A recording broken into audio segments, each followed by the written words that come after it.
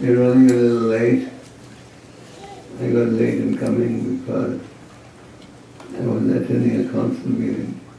I got straight to the lecture. Is that okay? Yes. Om Namo Bhagavate Vasudevaya. Om Namo Bhagavate Vasudevaya. Om Namo Bhagavate Vasudevaya. Om Namo Bhagavate Vasudevaya. Om Namo Bhagavate Vasudevaya. Om Namo Bhagavate Vasudevaya. Om Jnana Timirandasya. So, as we were coming, I asked Ramananda Roy, he was driving me, what should we speak on today? And he suggested that we continue the discussion we started yesterday. Yes? Yes. So what was the discussion yesterday? Who remembers? How to get more attached to the holy name, how to get more attached to the scriptures, how to develop humility.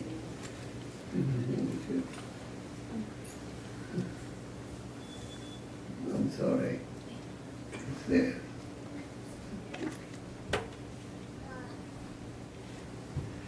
How to develop humility and how to develop the mode of service.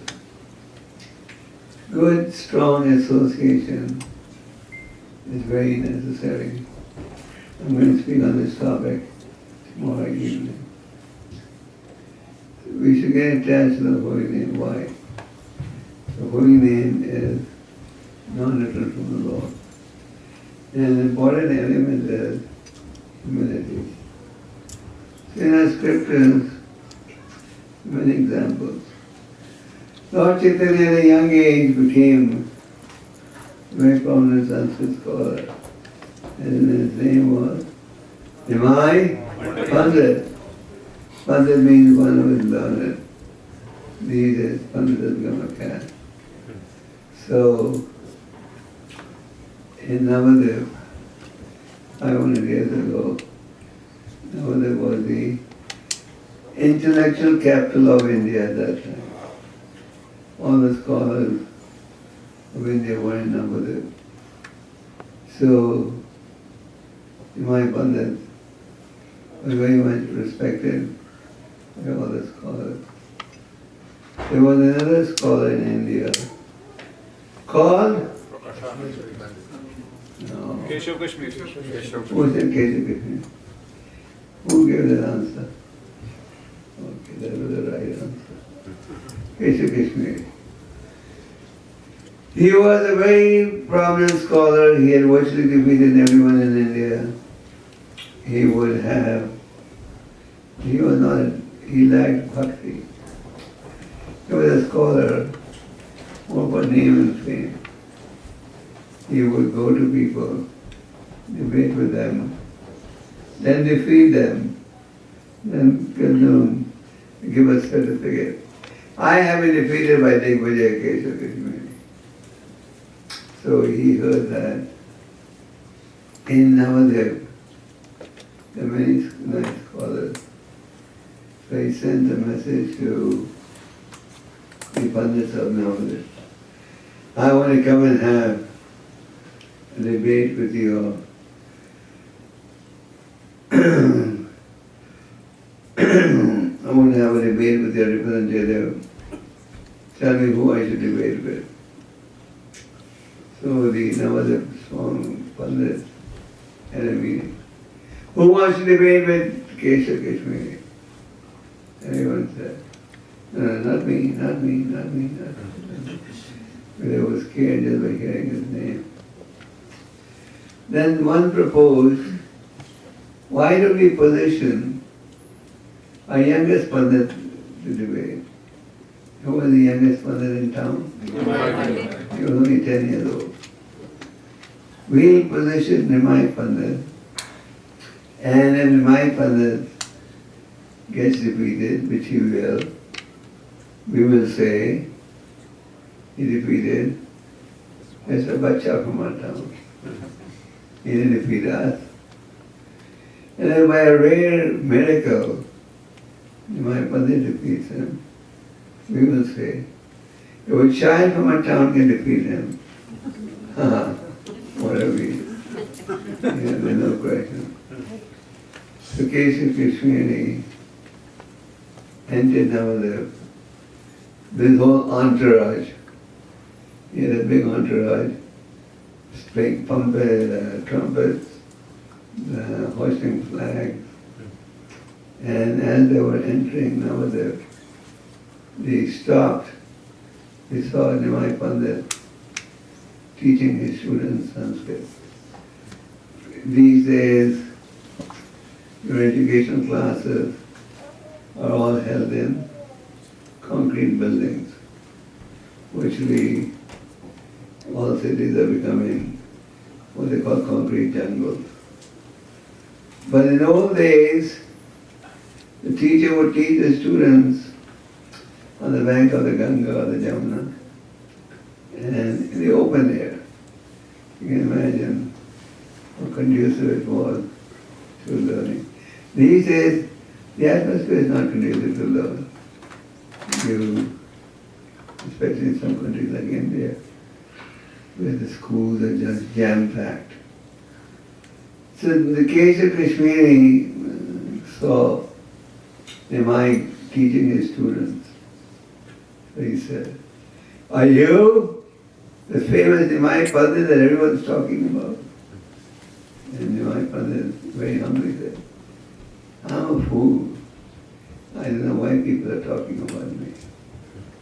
And Kesha Kashmiri said, "Can you compose some Sanskrit verses to reveal your knowledge? Just like even if you take a PhD degree, you have to write papers. You have to write papers to prove your knowledge." So Kesha Kashmiri said, he wanted to test Nimai Pandit's knowledge. Nimai Pandit said, "I can't even write one line correctly. You please first write." And in 1 hour, Kesha Kashmiri composed how many verses? 100 verses glorifying Mother Ganga. And then he asked Nimai Pandit, "How did you like my composition?" Nimai Pandit said, "Very good. First class." And he repeated all the 100 verses that Kesha Kashmiri had composed. In Sanskrit there's a word called Shrutidhara. Someone who can, by hearing once, memorize something. And it's called Shrutidhara. These days our memory is so poor, even after hearing 100 times, we still can't memorize. Alright? You should write everything. So when Parikshit Maharaj was hearing the Bhagavatam from Srikadeva Goswami, there were many sages present, over 60,000 sages. Parikshit Maharaj was the emperor. So when he was cursed to die by the Brahmin boy Shringi, he let the sadhus know. And over 60,000 sadhus in minutes came to hear the Bhagavatam. These days, if you want to call somebody, you send an SMS, isn't it? I think at that time they had something better than an SMS. Because Krishna Maharaj's news was instantly relayed all over the country. And instantly the sadhus came. And Sukadeva Goswami was reciting the Bhagavatam. And everyone was hearing. One of them was Sutta Goswami. So later on in Namaskharanya, have any of you been to Namaskharanya? Yes. Okay. Near Lucknow. Yes. And in Namaskharanya, since time immemorial, spiritual discourses are being held. I don't know, frankly. I've never been there. But that's what they say. So, the sages were having a discussion.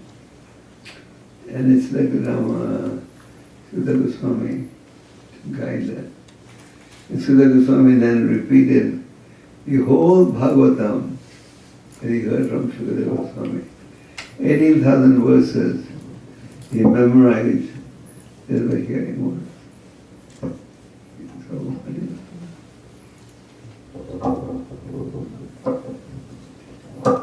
take with my heart. Okay, anyway.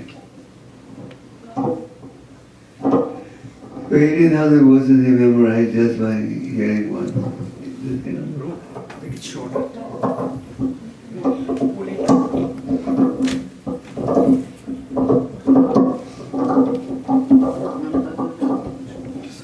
Now it made it more complicated.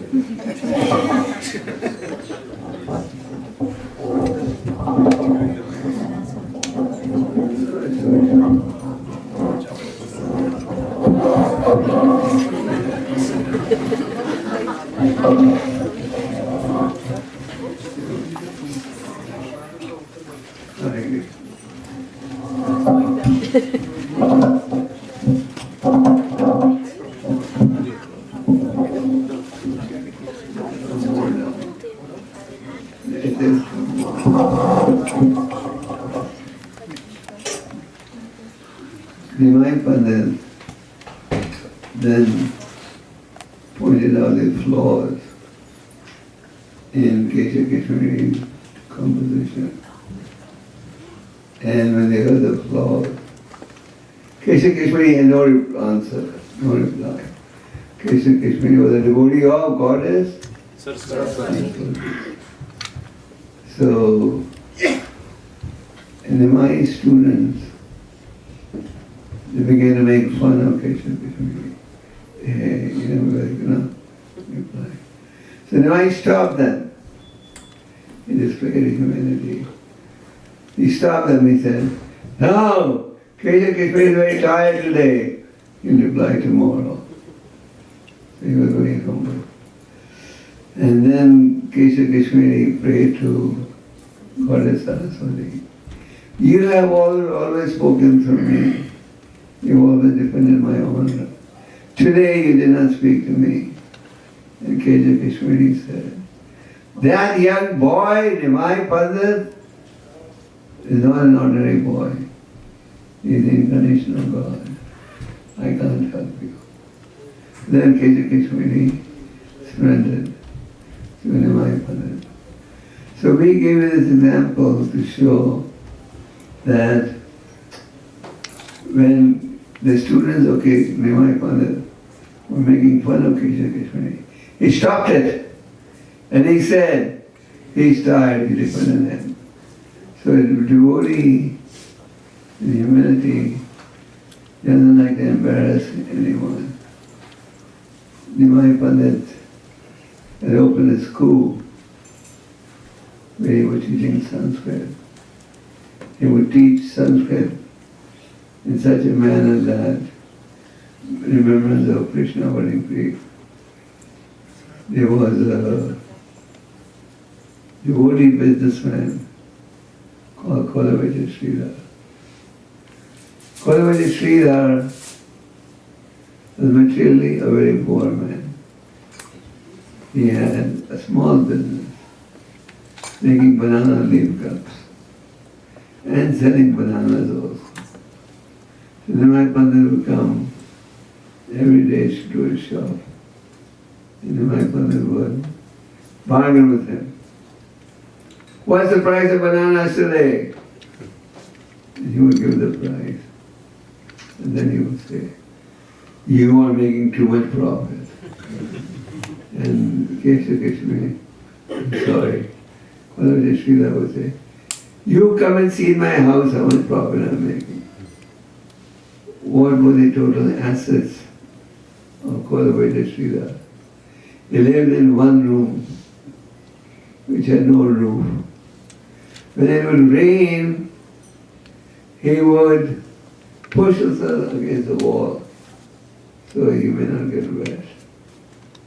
And he had in his house only one broken utensil that he would use for drinking water eating, to all purposes. And he had only one dhoti with holes in it. That's all. Still he was donating 50% of his income in worshipping Mother Ganga. So, my Pandit would go every day to shop. And then whoever the Srila would get so upset, he would say, why are you coming to enhancing me every day? Go somewhere else and buy. And the Mai would say, why should I lose a good supplier? And the Mai would say, I will disclose to the world one day how much wealth you have. He had spiritual wealth. So, I would every day go to a shop and bargain. And Kulavji Sridhar would eventually surrender and give him a discount price. And he would use half his income to worship him again. When Chaitanya Mahaprabhu started the Sankirtan movement, many people opposed it. The Muslims opposed it.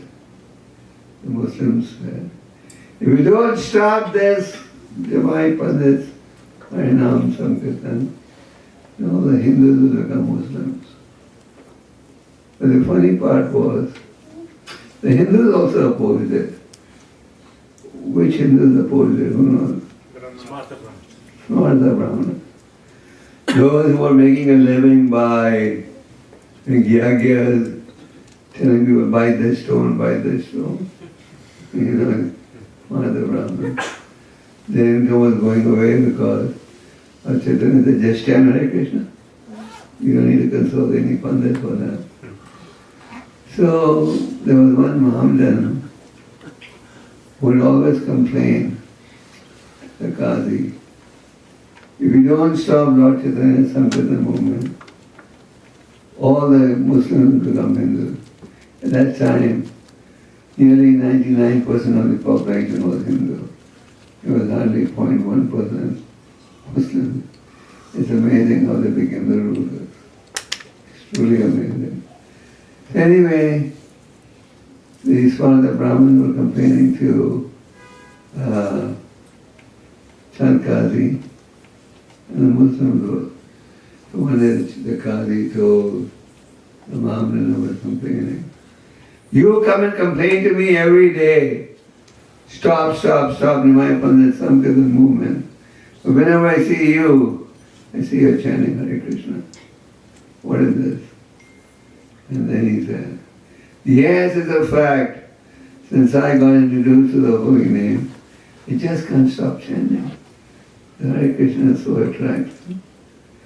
So, the Qazi sent his military men and they moved the mridangas of the devotees who were doing kirtan where? Who said that? Shiva Sankan is only about 15 minutes from our Mayapur temple.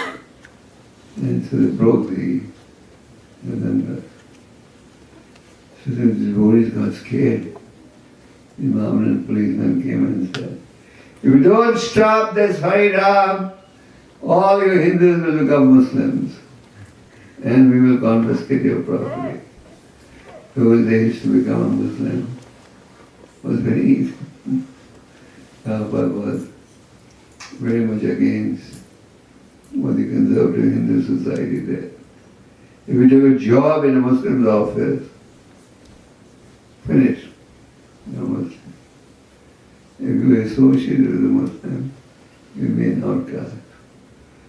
There's a story, this Nawab Hussain Shah, who became the Emperor of Bengal, was at one time an ordinary servant in the house of a devotee called Subodhi Roy.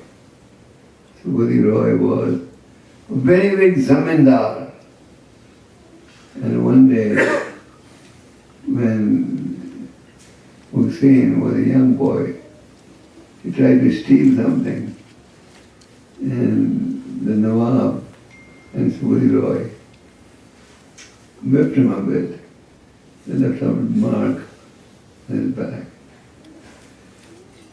So by manipulation, Hussein Shah became the king. And Subodhi Roy lost all his wealth. So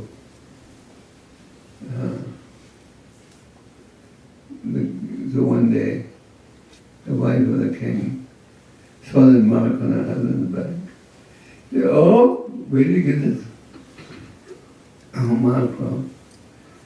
And Hussein Shah said, "When I was a young boy, I did some mischief for which I was punished."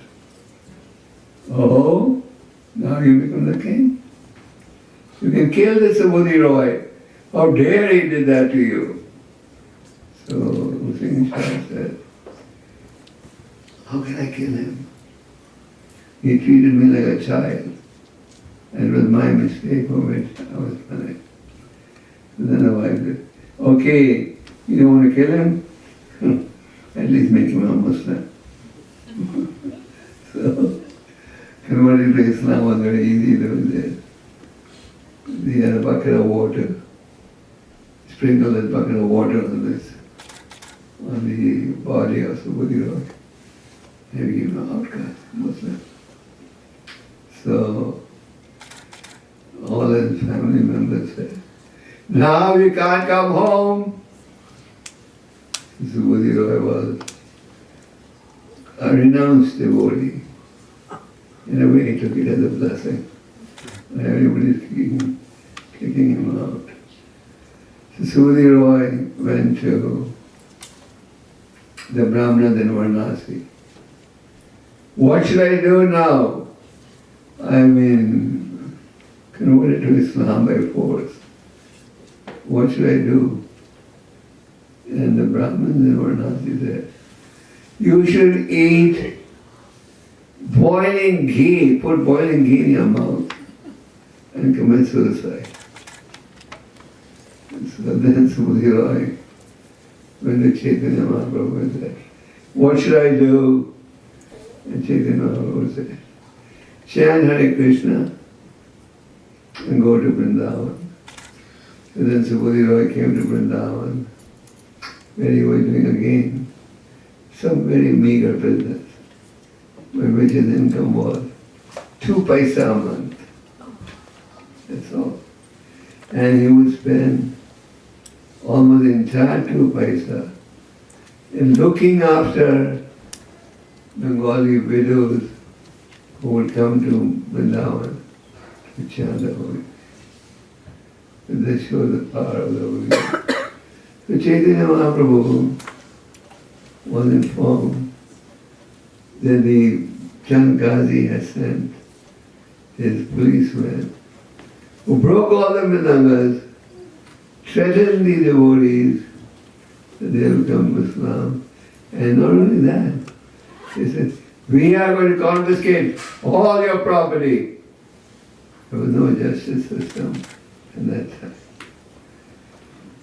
So when Chaitanya Mahaprabhu, the devotees got scared of doing Harinam, they thought that we'll all be in trouble. So they went to Chaitanya Mahaprabhu. Chaitanya Mahaprabhu said, "No! I will organize a big marcha to the house of Chandkazi." And they organized a big procession. More than 1 lakh people. Prabhupada said, the non-violent movement wasn't started by Mahatma Gandhi. It was started by Chaitanya Mahaprabhu.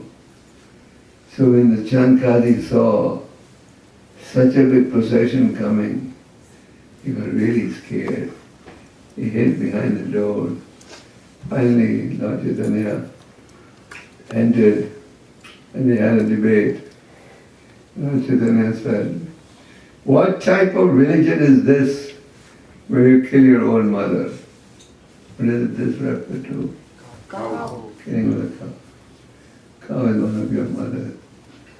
And then the Chankari admitted, our religion is not so good. So then the Nimai Pandit said, at least give me one assurance. In future, none of your successors will ever stop the Sankirtan movement. And the Kali said, I give you that assurance. Then he opened his chest and said, showed him, on the day that I sent my men to break your Mridanga, I had a dream. In a dream, a lion appeared with sharp nails and he scratched my chest. See this sign? And said, if you ever try to stop my Pandit Sankirtan movement, I will tear you up. You know that lion? So Lord Chaitanya had Kirtan for nearly 8 hours. And then he was feeling thirsty. So he wanted to drink water. Where did he go? He went to the house of Kalavajashvara. And he took that one pot that Kalavajashvara had. And he started drinking water. Kalavajashvara said, my dear Lord, what are you doing? You're eating from his contaminated pot. Lord Chaitanya said, no, I'm purifying myself. Because he told Kalavajashvara, I will show to the world how rich you are. You remember? I said. So, Lord Chaitanya, he could have drunk water from any pot, isn't it? But when he was trying to drink the water, Kalavajashvara was trying to grab the glass. No, you can't drink from a contaminated glass. The Lord Chaitanya said, no, I'm purifying myself. So the Lord is very obliged to his devotees, just like Sanatana Goswami. He was once coming to see the Lord in Jagannath Puri. And on the way, he had to pass through a forest, and as a result, his whole body became full of pus and diseased body. So when he saw Lord Chaitanya in Jagannath, so Sanatana Goswami came to Jagannath Puri. He came there during the Rath Yatra period. And he was thinking, my body is now useless. My body is full of pus and boils. I might well commit suicide under the Rath Yatra chariot. Lord Chaitanya, the Supreme Lord, he knew what was in Sanatana's mind. He said, this body doesn't belong to you. It belongs to me. I'm going to use this body to serve the Lord. On one occasion, Sanatana Goswami came to see Lord Chaitanya. He was diseased. Lord Chaitanya embraced him and said, I'm getting purified by touching you. So this shows how the Lord valued his devotee. There was a devotee called Ramchandra Puri. I'm sure you've heard of him. And who was the godbrother of Ishwar Puri.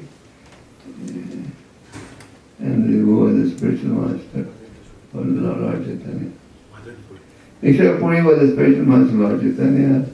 Madhana Puri was the spiritual master of Ishwar Puri. Ramchandra Puri was his godbrother. Ramchandra Puri would love to find faults, especially with sannyas. He would, when the sannyasis would come to Jagannath Puri, he would first feed them a lot of prasad. They would say, no, let us do much, come on. Give us a little bit. Yes, sannyasi. And he would say, this is Mahaprasad from Jagannath Temple. If we don't eat it, it will be a big offense. And then when he would eat, what would he say? Look at his artificial renunciates. They're pretending to be sannyasis, they eat more than we are. So this way he had this tendency to fall for it. Once he came to Lord Chaitanya's room, it was a hot day, and ants were crawling all over the floor. So Ramchandra Puri said, looks like a sannyasi is very fond of sweets. He must eat a lot of sweets. There's so many ants crawling on the floor. Actually, the ants were crawling because the weather was very hot and the ants were finding great heat. But this, Ramchandra Puri, so offensive, he said, Lord Chaitanya must be eating a lot of sweets. Sannyasi should not eat a lot of sweets. So then Lord Chaitanya took it so seriously, this criticism, that he reduced his eating to virtually nothing. Lord Chaitanya's secretaries were very angry because of this critical remarks by Ramchandra Puri. Our Lord has stopped eating. So Lord Chaitanya said, a white dot on a black sheet can be seen from a distance. So he said, a sannyasi's character should be very pure and genuine so that there are no faults. So Lord Chaitanya, this Ramchandra Puri, so critical. Still when Lord Chaitanya was seeing him, he would offer respect to him. He would offer him dhanavad. He was so humble. So humility is one of the wealth of a transcendental. Just like in material society, people like to decorate themselves with fancy clothing, fancy perfume, am I right? You go to any department, I haven't been to a department store for a long time, but when they have these department stores, the first section in the entrance would be the perfume section. And when people buy these expensive fragrance number 5, what's that? They buy these expensive fragrances that attracts people. So anyway,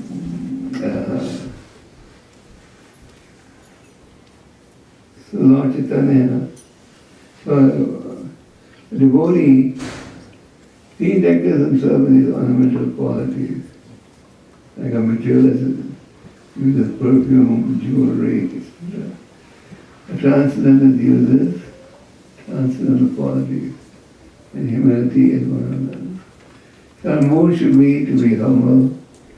We should not think that humility means I'll get exploited. There's no such thing as exploitation in spiritual life.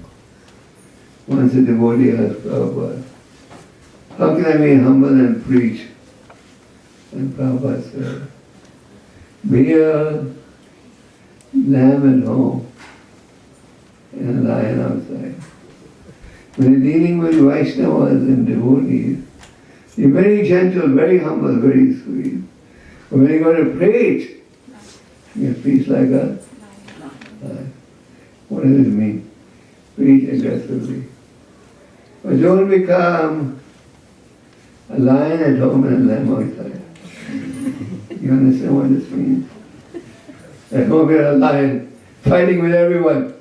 Hey, you have this wall, you have this wall. And then go out to preach, you're a humble lamb. So, good qualities develop by chanting. Many times devotees want to know how to get determined, how to become humble. You get that by chanting, reading, and developing the mood of humility. So please continue on that path, and that will please you all. Hare Krishna. I am now program not over. We want to leave time time for questions. Did you exhaust your question yesterday or you some left? Any questions? No questions? Yes. Thank you, Maharaj. You started your lecture with narration to the Bhagavatam. But when we read Bhagavatam, so there are scenarios where Sutta Goswami is saying and Parikshit Maharaj is listening from Sukdev Goswami. But we know that it was written by Vyasdev ji. But if it is written by Vyasdev ji, these characters have came later on. So how can they be a part of the Bhagavatam? Vyasa gave this chance and knowledge to Sukadeva Goswami. Sukadeva Goswami stayed in his mother's home for 16 years. And he already heard the Bhagavatam. So he was self-realized from the beginning. And Sukadeva Goswami was also in the audience and heard the Srimad Bhagavatam.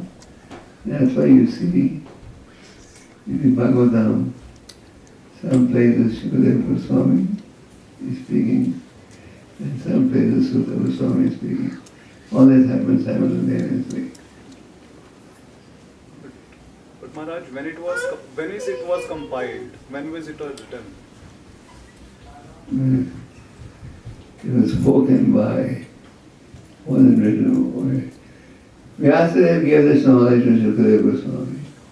Sukadeva Goswami gave this knowledge essentially to Parikshit Maharaj, through the medium, through thousands of other sages who were also present there. It appears that all these events took place simultaneously because in the Bhagavatam you see Shuka Ucha and Sudha both going on at the same time. Anyway, that is not the important issue. The important issue is following what the Bhagavatam has to say. Anyway, some of these things are very difficult to explain. Thank you, Maharaj. Good question. Okay, more questions? No questions?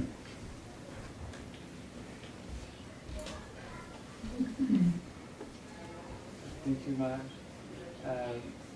You're just saying about being a lion for preaching, and you said how distributing books is so important yesterday. How many people purchased the sets yesterday?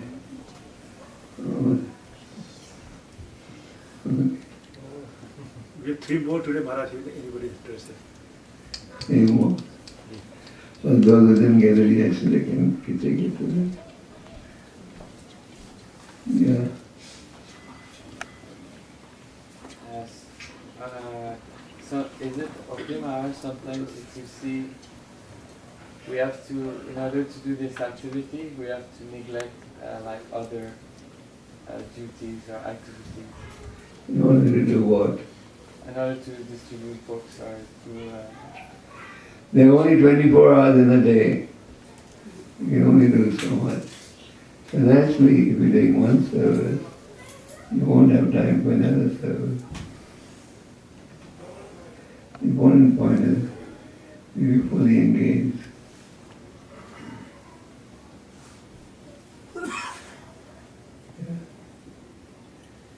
Any other questions? It's somewhat related to yesterday's class as well. So sometimes there is a dilemma between material activity and the spiritual activity. So the mind is saying something and heart is saying something. So what do you, material activity is like your responsibility, so you have to fulfill that as well. And on the other hand, there is something spiritual. So how do you... Actually, you have to do both in the sense that, let's once a year of family, you have children and family. You have to take care of your family duties. That's spiritual duties. We don't say neglect your family duties. But we should not get so entangled with family duties. There's no time for spirituality. That's the other side. Some people get so involved that there's no time for spirituality. Now the Muni, I explained it last year. In the 7th canto, Yudhishthira Maharaj asked Narada Muni a question. In the 7th canto, there's a chapter called Ideal Family Life. All of you should read it. Has anyone read it so far? Okay. In the Bhagavata we have ideal brahmachari life, grihastha life, vanaprastha, and family life. The Narada Muni was asked by Yudhishthira Maharaj. It's not that Yudhishthira Maharaj did not know of the answer. He asked it for our benefit. He said, how can one who is situated in the grihastha ashram achieve perfection based on the Vedas? So his question was, based on the Vedas, he didn't want some short reply. And Goswami, Narada Muni said, so the question from Yudhishthira was, how can one staying in the grihastha ashram achieve perfection of life based on the Vedas? And the answer was, one should earn his livelihood. Okay. For a householder, you have to earn your livelihood unless you have inheritance or you have a good welfare payment plan. You have to work. But then what do you do with the livelihood? You use the livelihood also to serve the Lord and enjoy it. Koyavaja Sridhar was earning few paisas a month and giving 50% to the worshiping the Ganga. So earn your livelihood, offer the results to Krishna. Then he says, how do you get this knowledge? By spiritual association. By associating with the devotee, one's devotee, you learn how to do, how to execute this plan. So both material activities, and our goal should be simple living, high thinking. Sometimes we go in the opposite direction. High living, simple thinking. When they live high, buy a fancy car, fancy house, this, that, and think simply. Think like the animals. We should be, our mantra should be simple living and high thinking. We can't take one or two and then I want to stop. Yes. Yesterday you said that, Prabhupada said that ISKCON is my body Body. and preaching Book distribution, my heart. did is my heart. But some people is just not cut out for book distribution. So like me, it's very hard. Yeah, So okay. what do you do to please Prabhupada or Paramahansa? Just preach. You have satsang in your house and invite people. Or you can go out preaching. Preaching takes on various forms. And you can serve those who are going out preaching. You can't do it directly, do it indirectly. And you can donate for books to be distributed. Some people do that. Do some of the other take part in some preaching program. But actually everybody can preach. There's just the initial hesitation. When I go once a year to San Jose Temple, I find everyone's trained. So I have a disciple there called Bali. He flew with me to Boise. And in Boise, the congregation had no experience of book distribution. He took all of them, including youngsters, on Harinam and book distribution in Boise. And they did 120 books on the first day. And these devotees had never done book distribution in their life. But they had one person who was trained. He trained them up on the spot. And they did 120 books. So we think that I can't do it. But you can do it. It just depends on willpower and of course little training. They were cleaning the Gundisha temple. Some devotees were gathering more dirt and some were gathering less dirt.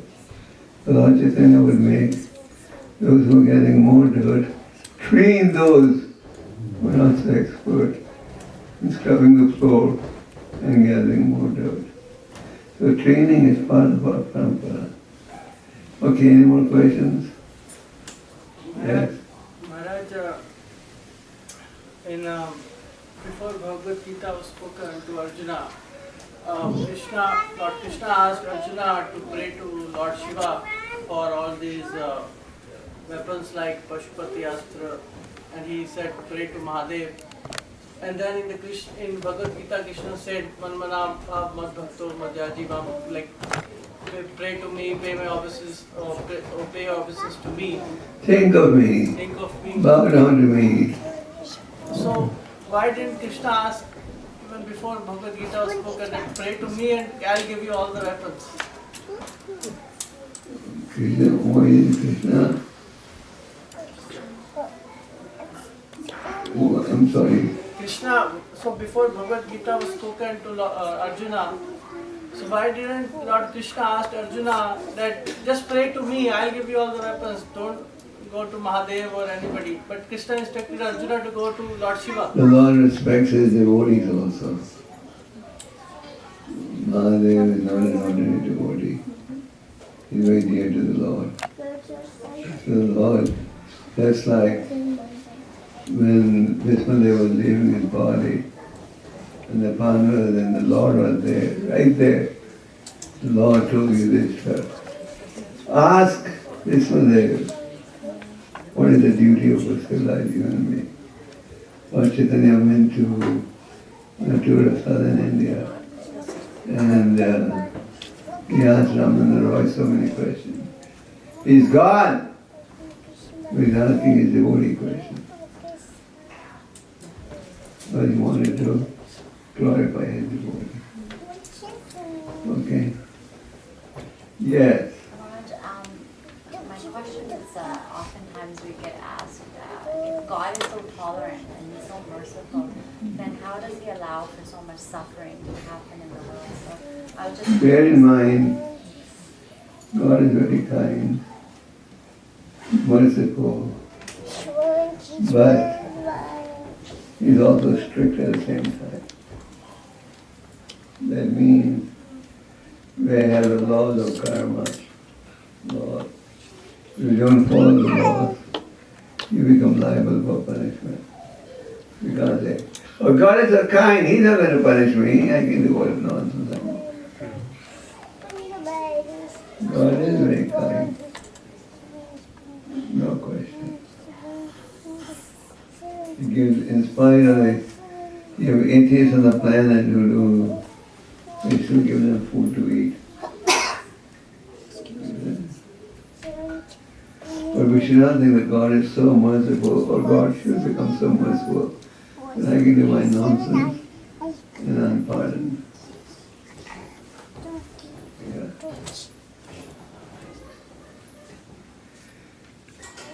Yes. Maharaj, sometimes like chanting and reading, very like enthusiasm we like do, like especially my like me, how I do. Sometimes like chanting, the mind is very like focused. Sometimes like study of Bible study, like 1 week I study very intensely, and next week it goes. How we can keep the study more. How to keep an enthusiasm? By having good sadhana.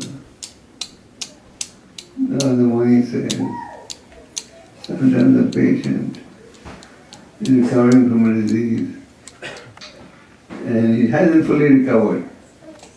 So he stops to take the medicine and then he gets a relapse. So we have to keep taking the medicine, chant 16 hours every day, have good sadhana, read, then your enthusiasm will remain high forever. Okay?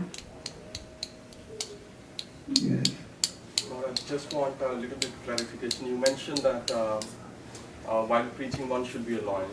So my question is, while doing book Loyal distribution... means you should be a little aggressive. For some energy. Have you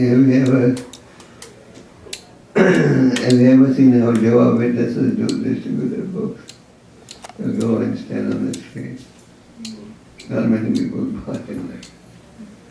So, yeah, so what's the question? So my question is, like, while doing the book distribution, if the approach is like a loyal, like you're imposing or you're a bit aggressive, don't you think it will put off like the person receiving? We're not saying be aggressive in a way that you offend people. Like our book distributors are trained to talk sweetly, respectfully, not agitate anybody. We don't say, catch him with a collar, take the book. That's not what I'm meaning. But you have to be a little enthusiastic. You have to be a little, Okay, any more questions? Yes.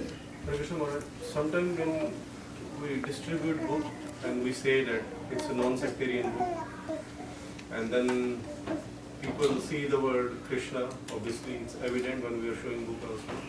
So then they say, oh, Krishna is a god, so it's a Hindu god.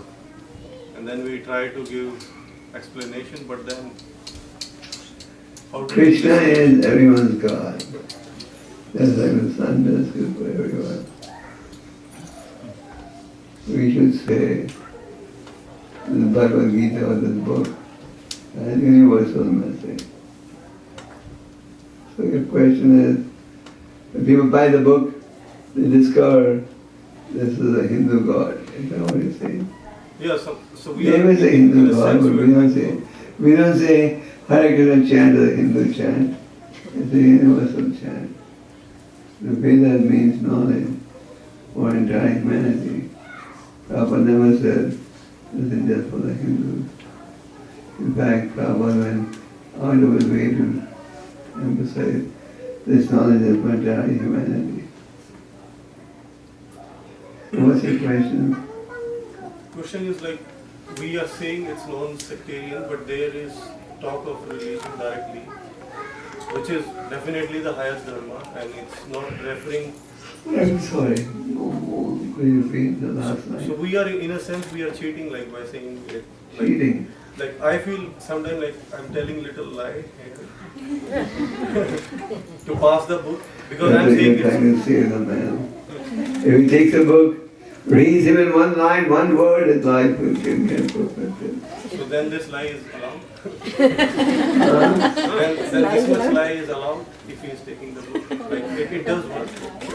In the Chaitanya, we read the story of Sanatana Goswami. He was virtually a prime minister, but his heart was not into serving the king. So he told the king, I am sick. But he was sitting down with 30 brahmanas and studying the Bhagavatam. The king was getting impatient. Why has Sanatana not come to office? His brother was irresponsible. Now he also is being irresponsible. So he sent his doctor. Go and see what's wrong with Sanatana. And when the doctor came, he saw, oh, Sanatana's healthy. He's study Bhagavatam.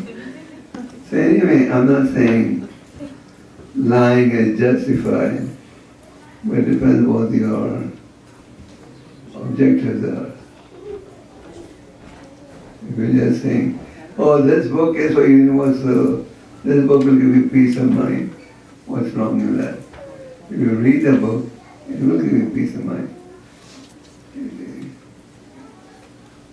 What do you say when you distribute books? Sometimes when you tell them it's a non-sectarian book, people take, especially like those who are not from Indian background. So then I just say it's a non-sectarian, but then inside I feel like it's, if they read it. I will add, I will want to answer this. Stand up and answer. He's a leading book distributor in America. Will you stand up and answer? I'm not, maybe you're referring to Param. Yes. So the question is? No, my question is like, when you say it's a non-sectarian book, I do that sometimes and people take it. But then inside I feel like I'm kind of... He goes in the street every day so he can answer better than me. So you feel that you're lying with them? It's a some lie, like little lie. People ask, this is the Hindu book. Yeah. No, it's a book of knowledge. Yeah. It's an ancient science from India. And But still when they see it's coming from India, it's like they see the gods like... They are expecting that when they are talking in India, and they they're have talking about opinion. They have opinion that he is giving Hindu philosophy, but he's saying it's a They sectarian. are giving Vedic philosophy. Yeah. Yes. They have clue when you're talking about the Indian history. They have clue that they are demigod and demigoddesses. They are spaceships. They are the so many things are going in the wars. So they are aware of this thing. So there's nothing wrong in saying that it's an ancient science from India. It's a philosophy from India, or it's a philosophy from India. And it talks about the god and goddesses. Of course, they talk about the god, Krishna. Nothing wrong in that, and they will appreciate that thing. Anyway, 1 in 1,000 will do what you're saying. So I think at this point I stop.